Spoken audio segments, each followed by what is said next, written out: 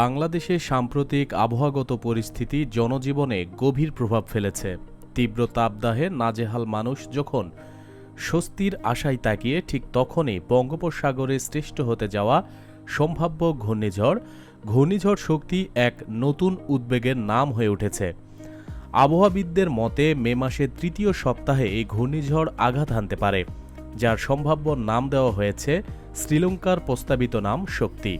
ঘূর্ণিঝড় শক্তি সম্পর্কে আবহাওয়া অফিসের সর্বশেষ পূর্বাভাস অনুযায়ী এটি 24 থেকে 26 মের মধ্যে উপকূলীয় এলাকায় আঘাত হানতে পারে। ঝুঁকিপূর্ণ এলাকাগুলোর মধ্যে রয়েছে ভারতের উড়িষ্যা ও পশ্চিমবঙ্গ এবং বাংলাদেশের খুলনা ও চট্টগ্রাম বিভাগ। আবহাওয়াবিদ মোস্তফা কামাল পলাশ উল্লেখ করেছেন যে বঙ্গোপসাগরে যেভাবে নিম্নচাপ, বাতাসের আর্দ্রতা বৃদ্ধি এবং গড় তাপমাত্রার পরিবর্তন ঘটছে, তাতে ঘূর্ণিঝড় সৃষ্টির অনুকূল পরিস্থিতি তৈরি হচ্ছে। তিনি তার ব্যক্তিগত ফেসবুক পোস্টে লিখেছেন, মে মাসের তৃতীয় সপ্তাহে বঙ্গোপসাগরে একটি শক্তিশালী ঘূর্ণিঝড় সৃষ্টির সম্ভাবনা রয়েছে।